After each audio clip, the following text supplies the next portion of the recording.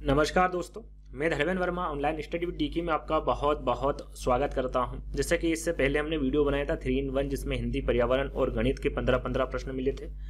आपके कमेंट आए कि सर उसमें बाल विकास भी जोड़िए, तो यहाँ पर बाल विकास भी जोड़ दिया गया है। अब टोटल आपको यहाँ पर 60 प्रश्न मिलेंगे, है ना। पहले 45 प्रश्न मिले थे, अब यहाँ पर 60 प्रश्न मिलेंगे। तो यदि वो वीडियो आपने नहीं देखा तो उसको देख लीजिएगा। आज आपको यहाँ पर हिंदी पेडागोजी के 15 प्रश्न मिलेंगे, पर्यावरण पेडागोजी के 15, गणित पेडागोजी के और बाल विकास के 15। टोटल 60 प्रश्न मिलेंगे। ये टेस्ट है, मॉक टेस्ट है ना। यहाँ पर अपना आकलन आप कर सकते हैं कि 15 प्रश्न में आपको कितने नंबर आ सकते हो, जरूर कमेंट से में बताइएगा। तो शुरुआत करने से पहले जैसा कि हम हर बार आपको बताते हैं कि हमारे apps online study with DK को आपको यहाँ पर डाउनलोड कर लेना है ना। साथ में यहाँ पर क्या है, आपको रेटिंग दे देना है। और यहाँ पर देखिए 30 टेस्ट, अभी ज़्यादा समय नहीं बचा है सीटेट एग्जाम। तो जितने ज़्यादा आप टेस्ट लगाएंगे उतना ज़्यादा आपका फायदा होगा। तो मात्र 29 रुपये में आपको 30 टेस्ट मिल रहे हैं। 1 रुपये में एक टेस्ट आपको मिल रहा है। यहाँ पर रामबाण पीडीएफ भी आपको 29 रुपये में मिल रही है, जिसमें थ्योरी मिलेगी, 800 MCQ मिलेंगे, रिकॉर्डेड वीडियो मिलेगी। तो ये भी आपको 29 रुपये में मिल रहा है। उसके बाद में जो सीटेट 2022-23 में आपके ऑनलाइन पेपर हुए थे, 23 पेपर वहां पर है, वो भी आपको 29 रुपये में मिल रहे। तो सारी चीजें आपको 29 रुपये में मिल रही है। यदि आपने अभी तक परचेस नहीं किया तो कर लीजिएगा। यदि फ्री पीडीएफ आपको चाहिए तो फ्री पीडीएफ भी वहां पर अपलोड कर दी गई है, तो वो भी आप वहां से पढ़ सकते हैं। तो रेटिंग जरूर दे दीजिएगा, है ना। तो शुरुआत करते हैं। आज का पहला प्रश्न आपका देखिए, सबसे पहले हम हिंदी पेडागोजी के 15 प्रश्न देखेंगे। तो पहला प्रश्न आपका हिंदी पेडागोजी का, उपचारात्मक शिक्षण वहां विधि है। यहाँ पर उपचारात्मक शिक्षण के बारे में बताना है, किस प्रकार की विधि है। समस्याओं के कारण का सही पहचान करती है उपचारात्मक शिक्षण। समस्याओं को उलझाकर प्रस्तुत करती है, समस्याओं को करने में असफलता प्रदान करती है, या फिर समस्याओं का भाषाई नियमों पर ज्ञान प्रदान करती है। जो उपचारात्मक शिक्षण है ये क्या करती है, इसके बारे में पूछा गया है। तो जो उपचारात्मक शिक्षण है वो क्या है, समस्याओं के कारणों को पता लगाती है और उसकी पहचान करती है ना। तो पहला वाला जो विकल्प होगा वो आपका बिल्कुल सही होगा। चलिए दूसरा प्रश्न आपका, कविता पहली कक्षा की छात्रा है और वहां मुझे केला बहुत अच्छा लगता है, मैं बहुत खुश हुई आदि वाक्यों का प्रयोग करती है। देखिए यहाँ पर कौन सी कक्षा में है ये डिपेंड करता है, वो पहली कक्षा में है। लेकिन मुझे केला बहुत अच्छा लगता है, मैं बहुत खुश हुई, ऐसे जो वाक्य हैं वो सही प्रयोग कर रही है ना। तो ये क्या है, सविता केवल मैं वाक्य वाले वाक्य बोलती है, लिंग वचन क्रिया आदि की दृष्टि से सर्वनाम का प्रयोग करना जानती है, केवल सर्वनाम का ही प्रयोग करती है, या फिर उपरोक्त में से कोई नहीं। देखिए मुझे केला बहुत अच्छा लगता है, मैं बहुत खुश हुई, ये जो यहाँ पर वो वाक्यों का प्रयोग कर रही है, तो इसमें क्या है, लिंग वचन क्रिया आदि की दृष्टि से सर्वनाम को क्या कर रही है, यहाँ पर प्रयोग करना जानती है ना। तो सेकंड वाला विकल्प आपका सही होगा। मैं प्रश्न पढ़ूं, 4 विकल्प पढ़ूं, इतने समय में आप यदि आंसर नहीं दे पा रहे तो वीडियो को पॉज कर लीजिएगा, रोक लीजिएगा, फिर आप आंसर चाहे तो कॉपी में देख सकते हैं या फिर कमेंट्स में दे सकते हैं। लेकिन बताइएगा जरूर कि इन 15 प्रश्नों में आपको कितने नंबर आए हिंदी पेडागोजी में, है ना। अगला जो पेडागोजी आएगी उसमें अलग से आपको बताना है। तो यहाँ पर सही आंसर क्या होगा आपका, दूसरा वाला होगा। चलिए अगला प्रश्न आपका तीसरा, भाषा विकास के अंतर्गत अधिग्रहण करने की वहां अवस्था जिसमें बालक शुद्ध उच्चारण करने लगता है। यहाँ पर पूछा गया है सीधे सीधे कि जो शुद्ध उच्चारण करने बालक जो लगता है वो कितने वर्ष में करने लगता है, उसकी अवस्था क्या है। 2 वर्ष तक की अवस्था है, 3 वर्ष तक की, 8 वर्ष तक की, या फिर 12 वर्ष तक की। तो यहाँ पर देखिए 8 और 12 तो हो नहीं सकते, काफी बड़ा हो जाता बालक है ना, उसमें तो उच्चारण कर ही लेगा, लेकिन उससे कम वर्ष भी यहाँ पर दे रखे हैं। तो यहाँ पर करेक्ट आंसर क्या होगा आपका, 3 वर्ष है ना। 2 वर्ष में जो बच्चा है शुद्ध उच्चारण नहीं करने लगता है, लेकिन जो 3 वर्ष की उम्र हो जाती है तो उसमें क्या होता है, बच्चा शुद्ध उच्चारण करने लगता है। तो दूसरा वाला विकल्प आपका करेक्ट होगा। चलिए अगला प्रश्न आपका, कक्षा में कुछ छात्रों को पढ़ने में कठिनाई होती है क्योंकि पूर्व कक्षाओं में उनका यह कौशल पूर्ण रूप से विकसित नहीं हो पाया। यह कथन भाषा संबंधित किस कठिनाई से संबंधित है। यहाँ पर देखिए कुछ प्रश्न ऐसे होते हैं, यदि प्रश्न पढ़ेंगे तो उसी में उसका आंसर छुपा होता है ना। यहाँ पर भी आप देखेंगे ध्यान से तो क्या लिखा हुआ है, कठिनाई। पहले विकल्प देख लेते हैं, उच्चारण संबंधी, वर्तनी संबंधी, श्रवण संबंधी, या फिर पठन संबंधी है। तो उसको किसमें कठिनाई हो रही है, पढ़ने में। तो ये कौन सी समस्या होगी, पठन संबंधित, है ना। तो कभी कभी प्रश्नों में ही आंसर छुपा होता है, तो आपको इस बात का भी विशेष ध्यान रखना है। तो पठन संबंधी यहाँ पर बिल्कुल करेक्ट आंसर होगा। चलिए अगला प्रश्न है, मातृभाषा शिक्षण का उद्देश्य। यहाँ पर देखिए जो मातृभाषा है, मातृभाषा शिक्षण है, इसका उद्देश्य आपको बताना है क्या होता है। इसमें ज्ञानात्मक उद्देश्य होते हैं, कौशलात्मक उद्देश्य होते हैं, सृजनात्मक उद्देश्य होते हैं, या फिर ये सभी। तो मातृभाषा शिक्षण के उद्देश्य यहाँ पर पूछे गए हैं। तो वहां पर आप देखेंगे तो उसमें ज्ञानात्मक उद्देश्य भी होते हैं, कौशलात्मक उद्देश्य भी होते हैं और सृजनात्मक उद्देश्य भी होते हैं। तो राइट आंसर आपका क्या होगा यहाँ पर, ये सभी होगा। चलिए अगला प्रश्न है, यदि मैं यहाँ पर जल्दी जल्दी आपको प्रश्न और उत्तर बता रहा हूं तो आप बता दीजिएगा, अगले वीडियो में थोड़ा सा धीमा कर देंगे, है ना। छठा प्रश्न वैसे नहीं होगा क्योंकि कम समय है, आपको जितना कम समय में ज्यादा प्रश्न मिले उतना अच्छा है ना, तो उसी हिसाब से मैं यहाँ पर पढ़ा रहा हूँ। छठा प्रश्न आपका, पाठ्य पुस्तक शिक्षण अभिप्रायों के लिए व्यवस्थित प्रजाति चिंतन का एक अभिलेख है। यहाँ कथन, यहाँ पर जो कथन दिया गया है इसके बारे में आपको बताना है, किसके द्वारा दिया गया है, क्रो एंड क्रो का है, बेकन का है, ब्लेयर का है या फिर स्किनर का है। तो यहाँ पर जो दिया गया कथन है ये किसका है, पाठ्य पुस्तक शिक्षण अभिप्रायों के लिए व्यवस्थित प्रजातियां चिंतन का एक क्या है, अभिलेख है। ये जो कथन दिया गया है ये बेकन के द्वारा दिया गया है। किसके द्वारा, बेकन के द्वारा दिया गया कथन है। अगला प्रश्न है, कक्षा 6 में पढ़ाते समय, सॉरी कक्षा 4 लिखा हुआ है ना, कक्षा 4 में पढ़ाते समय अध्यापक पहले स्वयं आदर्श वाचन करता है, फिर कक्षा के छात्रों से अनुसरण करने को कहता है। यह किस प्रकार का वाचन है। देखिए पहले क्या करता है, वो पहले स्वयं आदर्श वाचन कर रहा है, फिर वो अनुसरण करने के बारे में बात की जा रही है। तो ये किस प्रकार का वाचन है, क्या ये वार्तालाप है, प्रश्नोत्तर है, कहानी सुनना है या फिर सस्वर वाचन है। ये कौन सा वाचन है पूछा गया है। पहले स्वयं जो अध्यापक है, कक्षा 4 की बात की जा रही है, पढ़ाते समय पहले वो स्वयं आदर्श वाचन करता है, उसके बाद में छात्रों को वो अनुसरण करने के लिए कहता है। तो राइट आंसर आपका क्या होगा, ये कौन सा वाचन होगा, सस्वर वाचन होगा। फोर्थ वाला विकल्प आपका करेक्ट होगा। अगला प्रश्न है, भाषा विकास को प्रभावित करने वाला कारक नहीं है। प्रश्न को ध्यान से पढ़ना है, कौन सा कारक नहीं है। नेगेटिव प्रश्न पूछा गया है, क्या स्वास्थ्य, बुद्धि, लिंगी भिन्नता या फिर इनमें से कोई नहीं। तो यहाँ पर करेक्ट आंसर क्या होगा, भाषा विकास को प्रभावित करने वाला कौन सा कारक नहीं है, यह पूछा गया है। तो यहाँ पर देखिए स्वास्थ्य, बुद्धि और लिंगी भिन्नता है, ये तीनों ही भाषा विकास को प्रभावित करने वाले कारक है। तो यहाँ पर सही आंसर क्या होगा, इनमें से कोई नहीं, क्योंकि कौन सा कारक नहीं है ये पूछा गया था, तो फोर्थ वाला विकल्प आपका सही होगा। अगला प्रश्न है, कविता का यथार्थ मूल्यांकन कैसे किया जाता है। जो कविता है उसका यथार्थ मूल्यांकन आप कैसे करेंगे, सरल प्रणाली द्वारा, गुप्त प्रणाली द्वारा, समीक्षा प्रणाली द्वारा या फिर छोटी प्रणाली द्वारा। कविता का यथार्थ मूल्यांकन आपको करना है तो कैसे करेंगे, तो आप उसकी समीक्षा करेंगे। क्या करेंगे, समीक्षा करेंगे। तो क्या होगा इसका, समीक्षा प्रणाली द्वारा, है ना। तो तीसरा वाला जो विकल्प होगा वो आपका करेक्ट होगा। चलिए अगला प्रश्न है, प्रगति पत्र जिसे रिपोर्ट कार्ड भी कहते हैं, है ना, इसको तैयार करने में शिक्षक को अपने प्रत्येक विद्यार्थी के बारे में यह सोचने का मौका मिलता है कि जब प्रगति पत्र बनाते हैं या फिर रिपोर्ट कार्ड बनाते हैं तो शिक्षक को प्रत्येक विद्यार्थी के बारे में क्या सोचने का मौका मिलता है, इसके बारे में आपको बताना है। उसने कोई सी गलतियां की है एवं उसके अभिभावकों को इस संबंध में कैसे शिकायत की जाए, यह सोचने का मौका मिलता है।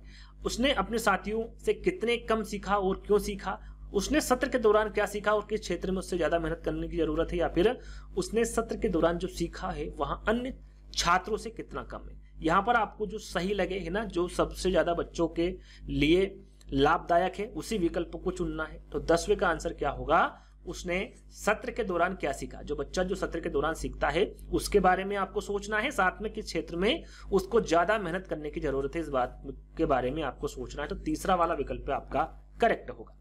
चलिए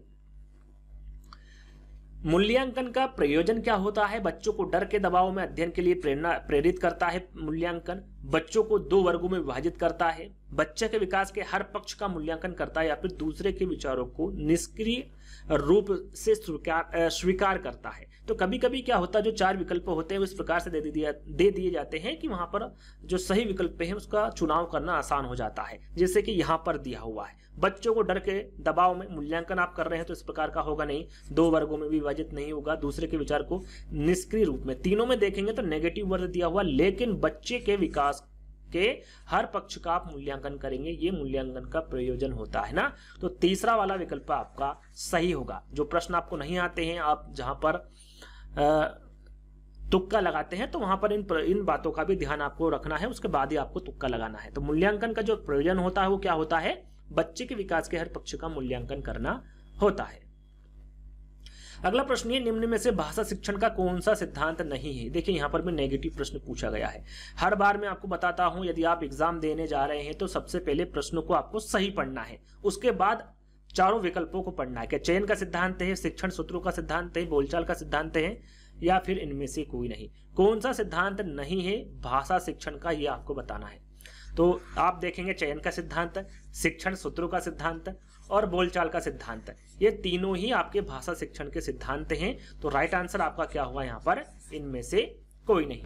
चलिए आगे बढ़ेंगे। अगला प्रश्न है आपका, सहायक सामग्री वह सामग्री जो कक्षा में या अन्य शिक्षण परिस्थितियों में लिखित या बोली गई पादप सामग्री को समझने में सहायता प्रदान करती है। यहाँ पर जो दिया गया कथन है ये आपको बताना है किसका है। यहाँ पर सहायक सामग्री के बारे में कथन दिया गया है, तो ये डेंड का कथन है, ए गुड का कथन है, स्ट्रॉन्ग का कथन है या फिर इनमें से कोई नहीं। तो यहाँ पर जो दिया गया कथन है ये किसका है, डेंड का कथन। किसका है, डेंड का। पहला वाला विकल्प आपका करेक्ट होगा। यहाँ पर सीटेट की एग्जाम अभी ऑफलाइन है, तो मुझे लगता है 1 से 2 प्रश्न आपके कथन से संबंधित पूछे जाएंगे, तो आपको कथन को भी याद कर लेना है ना। अगला प्रश्न है, एक समावेशी कक्षा में भाषा शिक्षण को सुगम बनाने के लिए आप निम्न में से क्या उपाय करेंगे। एक समावेशी कक्षा है जिसमें भाषा शिक्षण को सुगम बनाने के लिए आपको क्या उपाय करना होगा, यह आपको बताना है। हर प्रश्न को आपको एक शिक्षक के रूप में देखना, आप एक शिक्षक है, आप वहां पर क्या करेंगे है ना, खुद को वहां पर रख के आपको सोचना है कि आप पाठ्य सामग्री एकत्रित करेंगे, छात्रों में योग्यताओं का विकास करेंगे, भाषा परिवेश का निर्माण करेंगे, या फिर उपरोक्त सभी क्या करेंगे आप एक समावेशी कक्षा में। तो यहां पर आपका सही आंसर होगा आप क्या करेंगे, भाषा परिवेश का निर्माण करेंगे। क्या करेंगे, भाषा परिवेश का आप निर्माण करेंगे। तो यहां पर तीसरा वाला विकल्प आपका सही होगा, क्योंकि ये भाषा शिक्षण को सुगम बनाने के लिए पूछा गया है ना। तो भाषा परिवेश का आप क्या करेंगे, निर्माण करेंगे। तीसरा वाला विकल्प आपका सही होगा।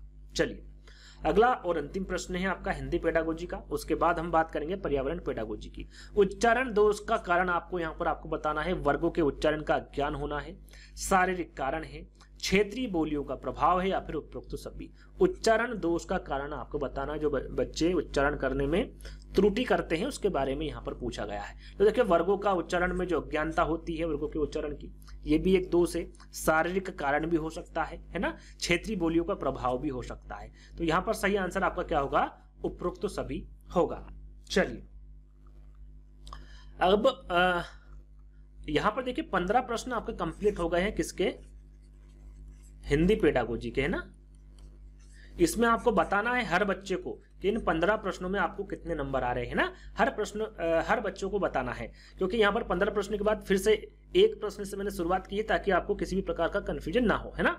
पर्यावरण पेडागोजी का यहाँ पर 15 प्रश्न मिलेंगे आपको। तो पहला प्रश्न है आपका पर्यावरण पेडागोजी का, और उसी का मुख्य उद्देश्य पूछा गया है। पर्यावरण शिक्षा का मुख्य उद्देश्य क्या होता है, औद्योगिकरण की प्रक्रिया को मंद करना होता है, शुद्ध पेयजल आपूर्ति होता है, खाद्य पदार्थों के उत्पादन पर जोर, या फिर प्राकृतिक संसाधनों को नष्ट होने से बचाना। यहाँ पर भी 4 विकल्प इस प्रकार से रखे गए हैं कि आप आसानी से सही विकल्प का चयन कर सकते हैं। पर्यावरण शिक्षा का मुख्य उद्देश्य क्या होता है, प्राकृतिक संसाधनों को नष्ट होने से बचाना, यह पर्यावरण शिक्षा का मुख्य उद्देश्य होता है। चलिए अगला प्रश्न है दूसरा आपका, कक्षा शिक्षण में दृश्य सामग्री का प्रयोग करने में आप किस बात का ध्यान रखेंगे। प्रश्न को आपको ध्यान से पढ़ना है। कक्षा शिक्षण में दृश्य सामग्री का प्रयोग करने में आप किस बात का ध्यान रखेंगे, ये पूछा गया है। दृश्य सामग्री का प्रयोग करने में, है ना, क्या उसे नाटकीय ढंग से प्रस्तुत करेंगे, वहां पाठ्य विषय के अनुरूप हो, वहां बच्चों को अज्ञात से ज्ञात की ओर ले जाने वाली हो, या फिर उसके बारे में बच्चों को पहले से बता देंगे। क्या करेंगे, किस बात का आप विशेष ध्यान रखेंगे, इसके बारे में आपको बताना है। तो यहां पर देखिए कक्षा शिक्षण में दृश्य सामग्री का प्रयोग करते समय आपको इस बात का ध्यान रखेंगे कि जो दृश्य सामग्री आप बता रहे हैं वह पाठ्य विषय के अनुरूप हो, यानी पाठ्य विषय में जो है उसी प्रकार से आप दृश्य सामग्री को रखेंगे, है ना। तो सेकंड वाला विकल्प आपका बिल्कुल करेक्ट होगा। चलिए तीसरा प्रश्न है, प्राथमिक स्तर पर शिक्षण के लिए टेलीविजन का उपयोगी स्थान है। यहाँ पर देखिए टेलीविजन का उपयोगी स्थान क्या है, प्राथमिक स्तर के शिक्षण के लिए आपको बताना है। अच्छे शिक्षकों की कमी, टेलीविजन पर पाठ्य वस्तु को पूरे विस्तार के साथ प्रस्तुत किया जा सके, इससे कक्षा में अनुशासनहीनता पैदा नहीं होगी, या फिर टेलीविजन पर जो कुछ देखा जाता है वह हमेशा के लिए याद हो जाता है। यहाँ पर प्राथमिक स्तर पर शिक्षण के लिए टेलीविजन का उपयोग का क्या स्थान है, इसके बारे में आपको बताना है। तो सही आंसर आपका क्या होगा, टेलीविजन पर पाठ्य वस्तु को पूरे विस्तार के साथ प्रस्तुत किया जा सके ना, पूरे विस्तार के साथ, ये स्थान होता है प्राथमिक स्तर पर शिक्षण का, टेलीविजन का, है ना। तो सेकंड वाला विकल्प आपका सही होगा। अगला प्रश्न है, शिक्षा के क्षेत्र में उस समस्या को क्या कहते हैं जिसके कारण कोई छात्र किसी स्तर पर शिक्षा पूरी किए बिना ही अपना अध्ययन कार्य छोड़ देता है, उस समस्या को क्या कहते हैं? अवरोध की समस्या उसे अवरोध है ना? अपव्यय की समस्या, शिक्षा की निरर्थकता, या फिर गंभीर समस्या? कौन सी समस्या है यह आपको इन चारों विकल्पों के माध्यम से बताना है। तो वो होती है आपकी अपव्यय की समस्या। कौन सी समस्या होती है? अपव्यय की समस्या होती है। सेकंड वाला विकल्प आपका सही होगा। अगला प्रश्न है, खेल एक ऐसी प्रक्रिया है जिसका उपयोग किया जाता है, बालकों को पढ़ाने में किया जाता है खेल का प्रयोग, बालकों को खिलौने में किया जाता है, बालकों को सिखाने में, या फिर बालकों का ध्यान भटकाने में। खेल किस प्रकार की प्रक्रिया है ना, इसका उपयोग किस प्रकार किया जाता है ये आपको बताना है। तो ये किया जाता है सिखाने में, है ना? क्या किया जाता है? खेल को सिखाने में। तो बालकों को सिखाने में खेल का प्रयोग किया जाता है। तीसरा वाला विकल्प आपका करेक्ट होगा। अगला प्रश्न है, निबंधात्मक परीक्षण के संबंध में निम्न में से कौन सा कथन असत्य है? देखिए यहाँ पर असत्य नेगेटिव प्रश्न पूछा गया है ना। निबंधात्मक परीक्षण के संबंध में आपको बताना है। शिक्षार्थियों को यहाँ स्पष्ट होता है कि प्रश्न में क्या पूछा गया है। तो नेगेटिव प्रश्न पूछा गया है, तो ये इसके बारे में आपको ध्यान रखना है ना। इस परीक्षणों के माध्यम से शिक्षार्थियों की संगठनात्मक क्षमता तथा तार्किक विवरण शक्ति का मूल्यांकन किया जाता है। छात्र पूरे पाठ्यक्रम से कुछ अंदाजा लगाए जाने वाले प्रश्नों की तैयारी करके परीक्षा दे देते हैं।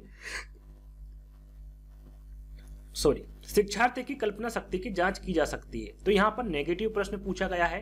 तो जो निबंधात्मक परीक्षण होता है उसमें संगठनात्मक क्षमता और तार्किक विवरण शक्ति का मूल्यांकन नहीं किया जाता, लेकिन इसमें क्या लिखा हुआ है? किया जाता है।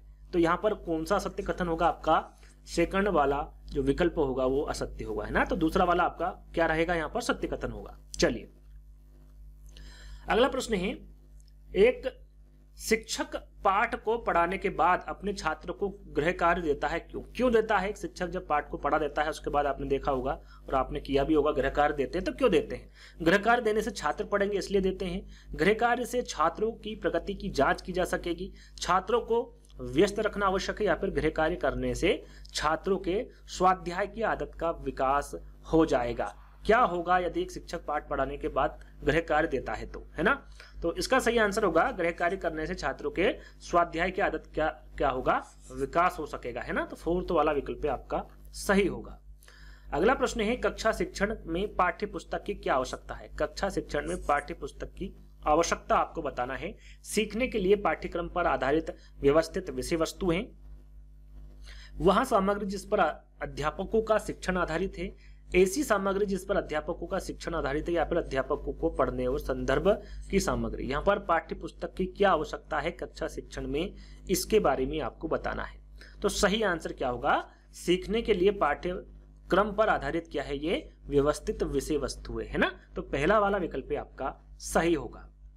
अगला प्रश्न है, किसी विधा के अंतर्गत शिक्षार्थी को कक्षा में साधन सुविधा पुस्तकें लेखन सामग्री की व्यवस्था उपलब्ध कराई जाती है। क्या पर्यवेक्षित अध्ययन है, वो भ्रमण है, सामाजिकृत अभिव्यक्ति, या फिर संग्रहालय? किसी विधा के अंतर्गत शिक्षार्थियों को कक्षा में साधन सुविधाएं उपलब्ध की जाती है ना, पुस्तकें लेखन सामग्री, ये व्यवस्था उपलब्ध कराई जाती है। तो किस विधा के अंतर्गत की जाती है इसके बारे में आपको बताना है। तो आपका सही आंसर होगा ये पर्यवेक्षित अध्ययन, है ना। पर्यवेक्षित अध्ययन विधा के अंतर्गत शिक्षार्थियों को कक्षा में साधन सुविधाएं, पुस्तकें, लेखन सामग्री आदि की जो व्यवस्था है उपलब्ध कराई जाती है। तो पहला वाला विकल्प आपका सही होगा। अगला प्रश्न है, पर्यावरण अध्ययन के शिक्षक के रूप में आप शिक्षार्थियों को किसी राष्ट्रीय उद्यान ले जाने की योजना बनाते हैं।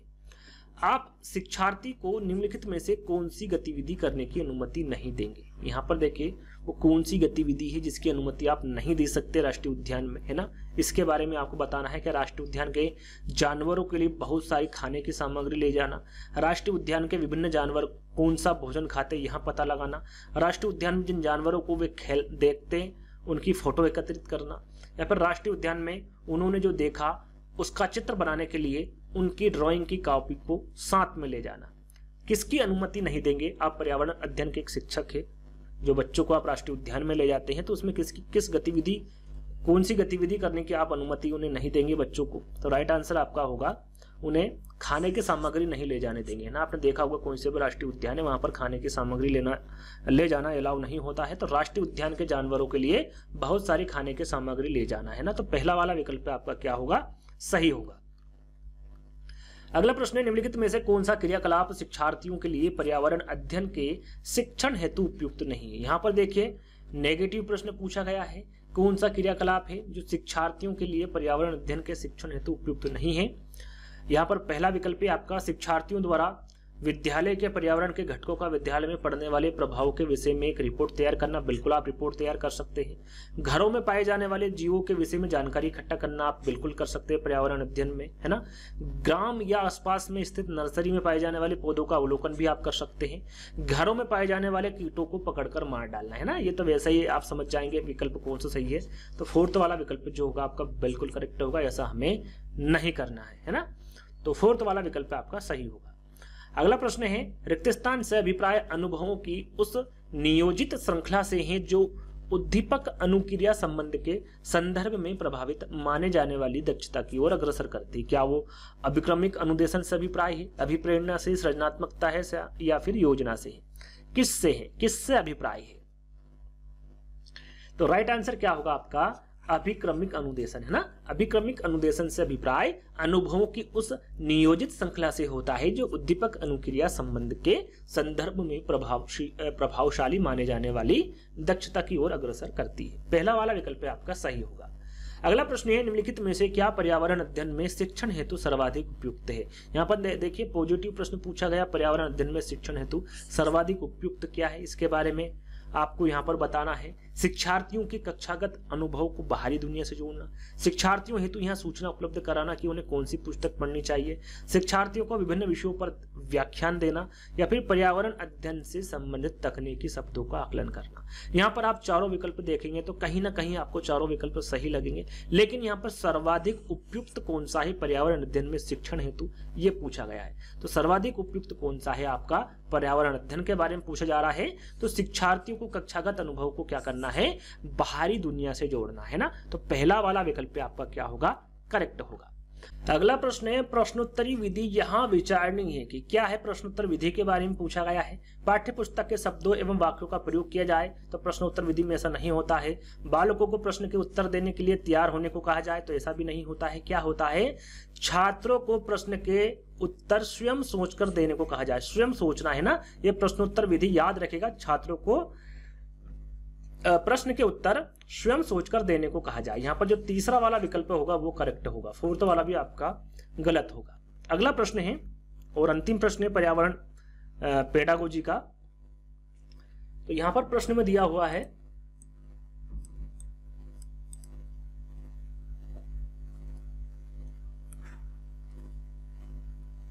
पर्यावरणीय प्रदूषण पर दिया जाने वाला दत्त कार्य, है ना, इसको क्या बोलते हैं, असाइनमेंट भी कहा जाता है ना। निम्न में से किस प्रकार शिक्षार्थियों की सहायता करेगा। जो दत्त कार्य है ये पर्यावरण प्रदूषण पर दिए जाने वाला दत्त कार्य है, ये किस प्रकार शिक्षार्थियों की सहायता करेगा, इसके बारे में आपको बताना है। पर्यावरणीय प्रदूषण पर शिक्षार्थियों को सूचना खोजने, अपने विचारों का निर्माण करने और उन पर संवेदनशीलता जागृत करने का अवसर प्रदान करता है। दत्त कार्य शिक्षार्थियों के साथ अभिभावकों को भी जागृत करता है। प्रतिदिन पर्यावरणीय प्रदूषण पर गृह कार्य तथा कक्षा में अभ्यास कार्य के रूप में दत्त कार्य शिक्षार्थियों में जागरूकता का विकास करता है, या फिर उपरोक्त तो सभी कथन सत्य है। क्या है इसका सही आंसर। तो देखिए यहाँ पर पर्यावरण प्रदूषण पर दिए जाने वाला जो दत्त कार्य है या फिर असाइनमेंट है वो किस प्रकार शिक्षार्थियों की सहायता करेगा। तो वो सहायता करेगा आपका पर्यावरणीय प्रदूषण पर शिक्षार्थियों को सूचना खोजने में, अपने विचारों का निर्माण करने में और उन पर संवेदनशीलता जागृत करने का अवसर प्रदान करने में। साथ ही दत्त कार्य शिक्षार्थियों के साथ साथ अभिभावकों को भी क्या करता है, जागृत करता है। तो पहला वाला, दूसरा वाला, तीसरा वाला, ये तीनों ही आपके सत्य कथन है। राइट आंसर आपका क्या होगा, फोर्थ वाला, है ना। फोर्थ वाला विकल्प आपका करेक्ट होगा।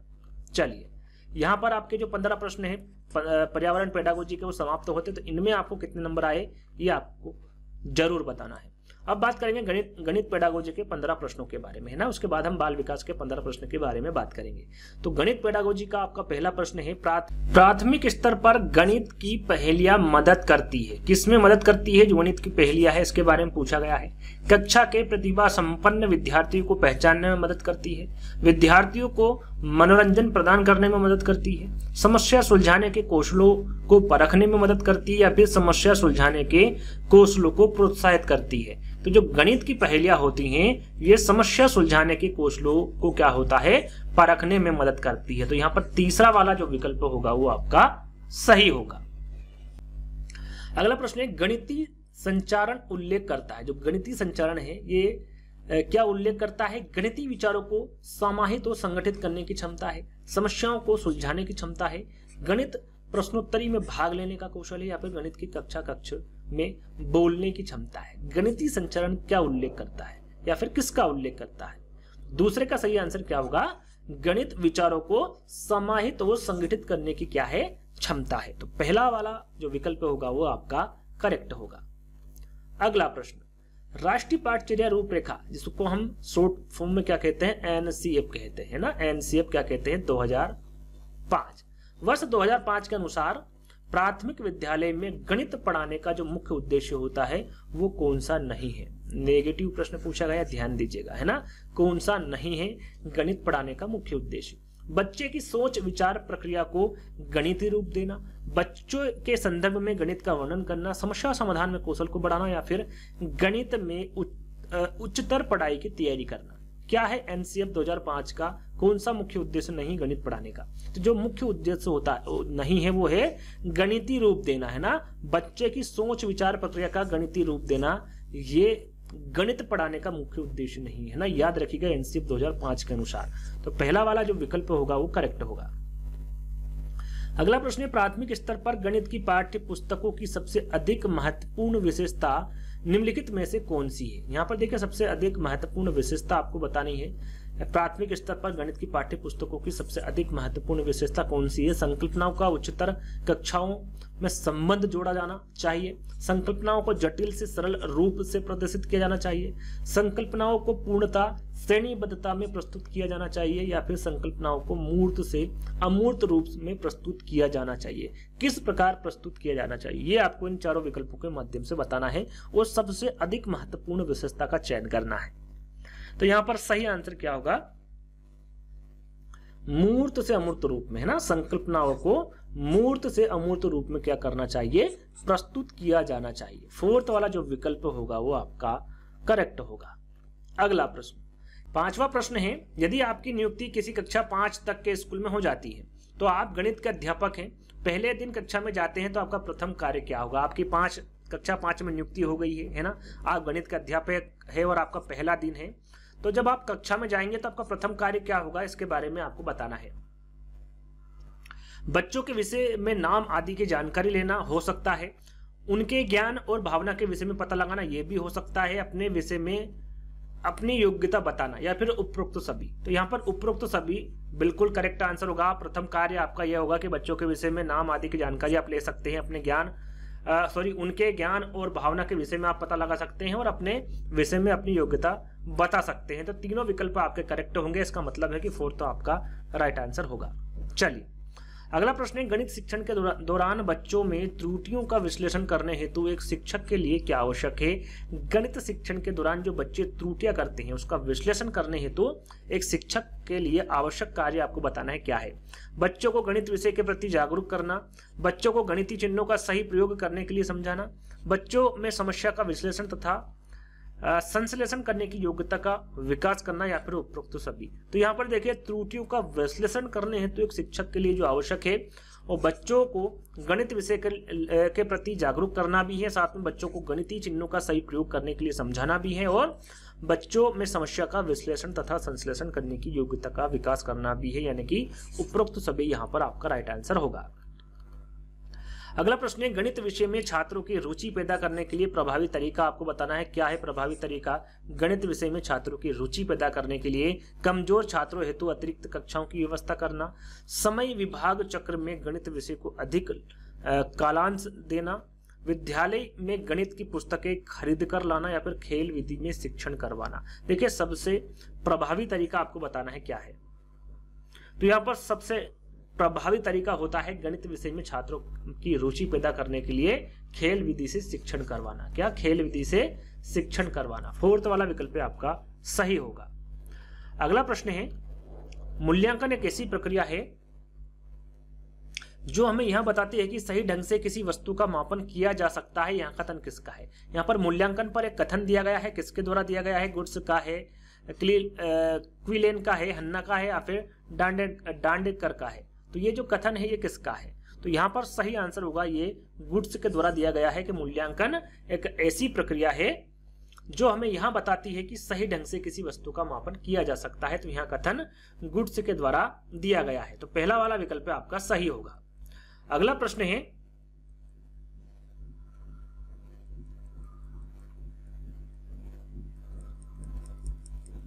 गणितीय मस्तिष्क को तीक्ष्ण एवं तीव्र बनाने में उसी प्रकार कार्य करता है जैसे किसी औजार को तीक्ष्ण करने में काम आने वाला पत्थर।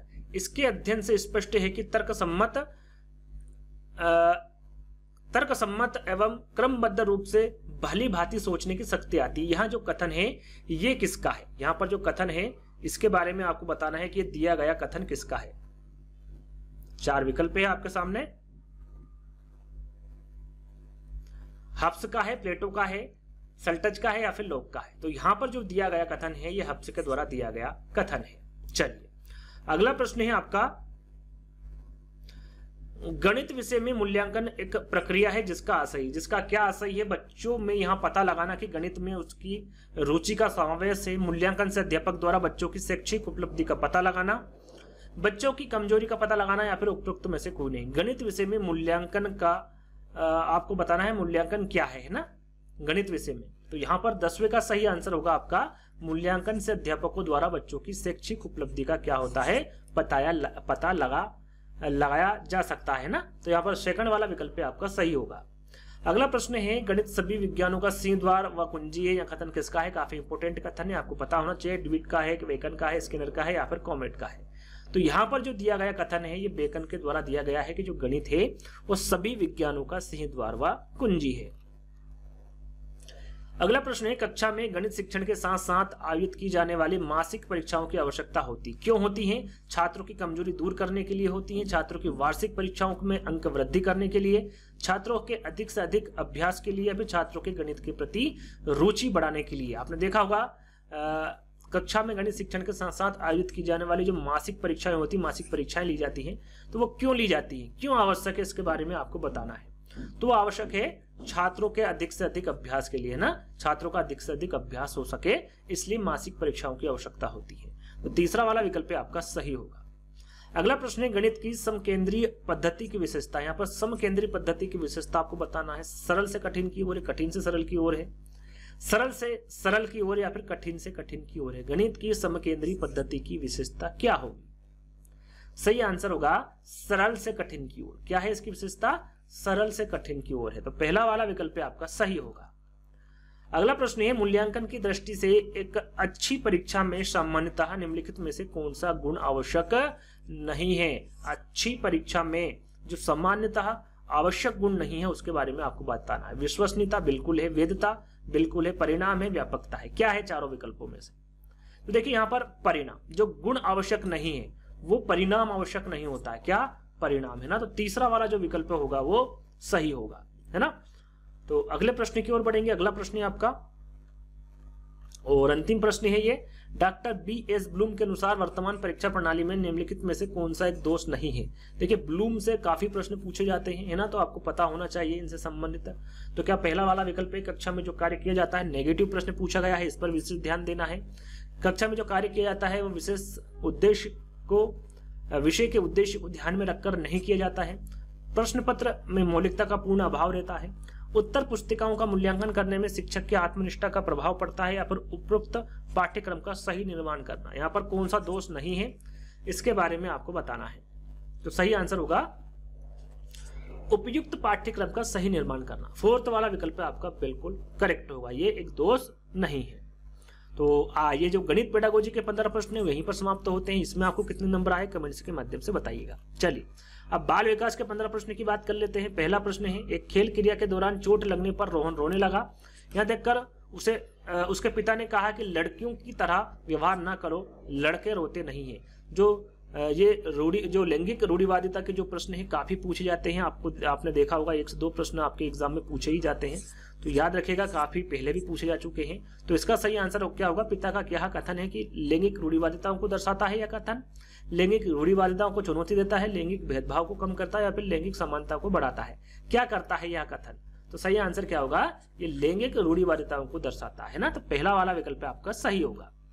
अगला प्रश्न है, एक प्रगतिशील कक्षा में अध्यापक को अटल पाठ्यक्रम का पालन करना चाहिए, विद्यार्थियों में प्रतिस्पर्धा पर बल देना चाहिए, ज्ञान की संरचना के लिए प्रचुर मौके प्रदान करने चाहिए, या फिर विद्यार्थियों को उनके अकादमिक अंकों के आधार पर नामांकित करना चाहिए? प्रगतिशील कक्षा में क्या करना चाहिए इसके बारे में पूछा गया है।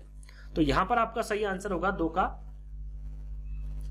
ज्ञान की संरचना के लिए प्रस्तुत मौके प्रदान किए जाने चाहिए एक प्रगतिशील कक्षा में, है ना। तो तीसरा वाला जो विकल्प होगा वो सही होगा, है ना। तो अगले प्रश्न की ओर बढ़ेंगे। अगला प्रश्न है आपका, एक गतिविधि के दौरान छात्रों को संघर्ष करते देख एक अध्यापिका बच्चों को संकेत और इशारा जैसे क्या, क्यों, कैसे प्रदान करने का फैसला करती है। लेव वाइगोत्स्की के सिद्धांत के अनुसार अध्यापिका की यह योजना बच्चों को अधिगम के लिए अनुप्रेरित या फिर निष्प्रेरित करेगी। अधिगम के लिए पाठ या फिर आधारभूत संरचना का काम करेगी, छात्रों में प्रत्याहार या फिर निकास प्रवृत्ति पैदा करेगी, या फिर अधिगम की प्रक्रिया में अर्थहीन होगी। वो क्या करेगी, है ना। यह योजना के बारे में आपको बताना है लेव वाइगोत्स्की के सिद्धांत के अनुसार। तो तीसरे का करेक्ट आंसर होगा वो अधिगम के लिए या फिर आधारभूत संरचना का काम करेगी, है ना। यहां पर जो सेकंड वाला विकल्प होगा वो आपका सही होगा। अगला प्रश्न है, बच्चों के समाजीकरण के संदर्भ में निम्न में से कौन सा कथन सही है? यहां पर देखिए कौन सा कथन सही है बच्चों के समाजीकरण के संदर्भ में, ये आपको बताना है ना। तो पहला विकल्प है आपका, विद्यालय समाजीकरण का एक द्वितीयक कारक है, जो परिवार समाजीकरण का एक प्राथमिक कारक है। विद्यालय समाजीकरण का एक प्राथमिक कारक है और समकक्षी समाजीकरण का द्वितीयक कारक है। समकक्षी समाजीकरण का ये प्राथमिक कारक है और परिवार समाजीकरण का ये द्वितीयक कारक है, या फिर परिवार एवं जनसंचार दोनों ही क्या है, समाजीकरण के द्वितीयक कारक है। यहाँ पर बच्चों के समाजीकरण के संदर्भ में कौन सा कथन सही है इसके बारे में बताना है ना। पॉजिटिव प्रश्न पूछा गया है, तो यहां पर सही आंसर क्या होगा? पहला वाला, विद्यालय समाजीकरण का एक क्या है, द्वितीयक कारक है और परिवार समाजीकरण का क्या है, एक प्राथमिक कारक है। तो पहला वाला विकल्प आपका क्या होगा, सही होगा। विद्यालय क्या है, एक द्वितीयक कारक है और समाजीकरण क्या है, परिवार का एक प्राथमिक कारक है ना। तो पहला वाला विकल्प आपका करेक्ट होगा। अगला प्रश्न है, बहुबुद्धि का सिद्धांत जोर देता है, किस पर जोर देता है? बुद्धि लब्धि केवल वस्तुनिष्ठ परीक्षाओं के द्वारा ही मापी जा सकती है। एक आयाम में बुद्धिमत्ता अन्य सभी आयामों में बुद्धिमत्ता निर्धारित करती है। बुद्धिमत्ता की विभिन्न दशाएं हैं, या फिर बुद्धिमत्ता में कोई व्यक्तिगत विभिन्नताएं नहीं होती है। बहुबुद्धि का सिद्धांत ही किस पर जोर देता है, ये पूछा गया है ना। और आपको एक क्यूज के तौर पर आपको ये प्रश्न दिया जा रहा है कि जो बहुबुद्धि का सिद्धांत है ये किसके द्वारा दिया गया है, किसके द्वारा दिया गया है ना। तो ये आपको कमेंट्स के माध्यम से बताना है। पांचवे का जो सही आंसर होगा वो होगा कि ये एक आयाम में बुद्धिमत्ता एवं सभी आयामों में बुद्धिमत्ता निर्धारित करती है ना। सेकंड वाला विकल्प आपका सही होगा। निम्नलिखित में से कौन सा वाइगोत्स्की के सामाजिक सांस्कृतिक सिद्धांत पर आधारित है? देखिए ये आपको पता होना चाहिए कि वाइगोत्स्की ने कौन सा सिद्धांत दिया है, तो वो दिया है सामाजिक सांस्कृतिक सिद्धांत। अब ये किस पर आधारित है? सक्रिय अनुकूलन पर आधारित है, पारंपरिक शिक्षण पर, संस्कृति निरपेक्ष संज्ञानात्मक विकास पर, या फिर अंतर्दृष्टिपूर्ण अधिगम पर। तो जो वाइगोत्स्की का सामाजिक सांस्कृतिक सिद्धांत है वो पारंपरिक शिक्षण पर आधारित है। किस पर है? पारंपरिक शिक्षण पर आधारित है। तो यहाँ पर सेकंड वाला विकल्प आपका बिल्कुल करेक्ट होगा। अगला प्रश्न, एक शिक्षिका अपनी कक्षा में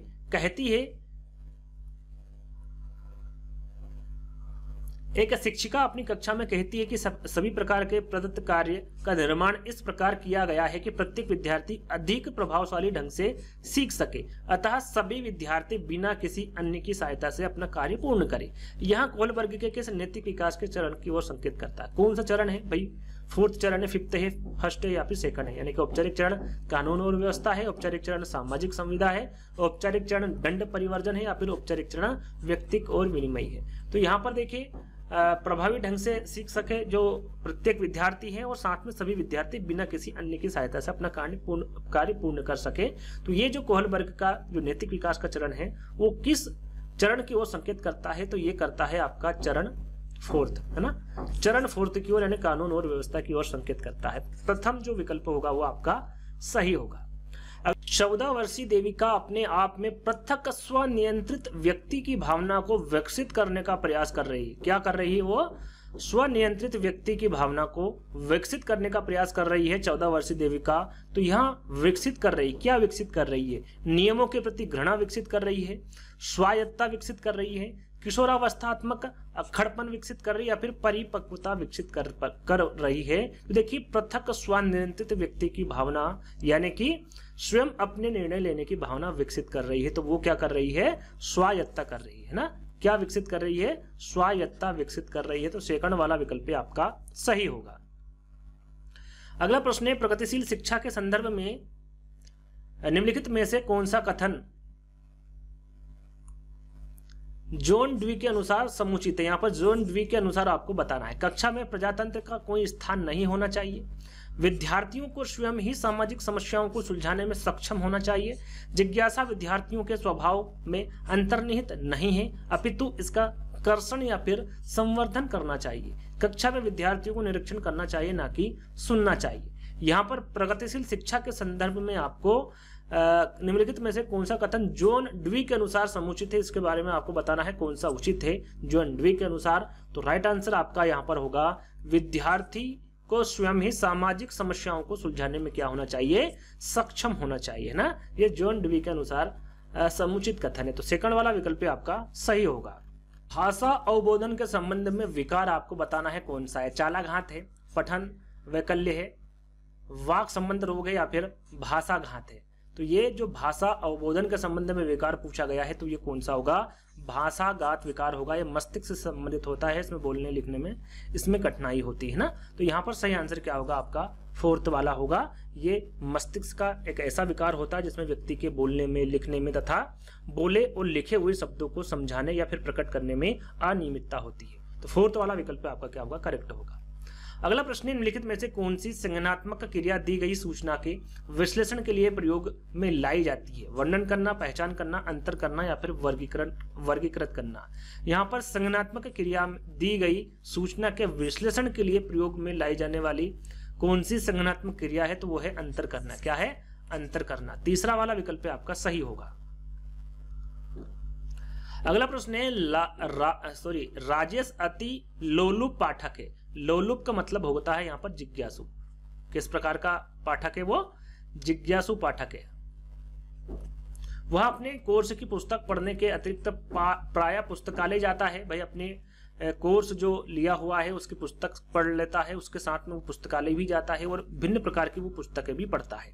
इतना ही नहीं, राजेश भोजन अवकाश में अपने परियोजना कार्य करता है। उसे परीक्षाओं के लिए पढ़ने के लिए अपने शिक्षकों अथवा अभिभावकों द्वारा कभी भी कहने की जरूरत नहीं होती है, वो अपना आप ही पढ़ लेता है ना, और वह वास्तव में सीखने का आनंद लेता नजर आता है। उसे रिक्त स्थान के रूप में सर्वाधिक बेहतर रूप में वर्णित किया जा सकता है। सबसे बेहतर रूप में किस विकल्प को किया जा सकता है वर्णित, इसके बारे में आपको बता रहा है। आंतरिक रूप से अभिप्रेरित शिक्षार्थी, तथ्य आधारित शिक्षार्थी, शिक्षक अभिप्रेरित शिक्षार्थी, आकलन आधारित शिक्षार्थी। तो यहाँ पर देखिए, आंतरिक रूप से जो राजेश है वो सभी अपने आप ही करता है ना, उसे किसी के बताने की आवश्यकता नहीं होती। तो आंतरिक रूप से अभिप्रेरित है। तो आंतरिक रूप से अभिप्रेरित अभ्यर्थी यहाँ पर बिल्कुल करेक्ट आंसर होगा।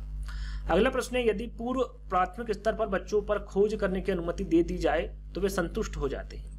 जब उन्हें हतोत्साहित किया जाता है तो वे व्यवस्थित हो जाते हैं। वे ऐसा इसलिए करते हैं कि उनकी अभिप्रेरणा के कारण करते हैं। यहाँ पर किस लिए करते हैं? यहाँ पर रिक्त स्थान दिया हुआ है तो वो अपनी शक्तियों के उपयोग करते हैं, अपनी उपेक्षा को कम करने के लिए, कक्षा के साथ संबंध होने के लिए, या फिर कक्षा में अव्यवस्था फैलाने में। तो यहाँ पर देखिए, यदि पूर्व प्राथमिक स्तर पर बच्चों पर खोज करने की अनुमति दे दी जाती है तो वो क्या होते हैं? संतुष्ट हो जाते हैं। जब उन्हें हतोत्साहित किया जाता है तो वो व्यवस्थित हो जाते हैं। तो वे ऐसा अपनी उपेक्षा को कम करने की, उनकी अभिप्रेरणा के कारण करते हैं। क्या है? अपनी उपेक्षा को कम करने की। तो यहाँ पर सेकंड वाला विकल्प आपका सही होगा।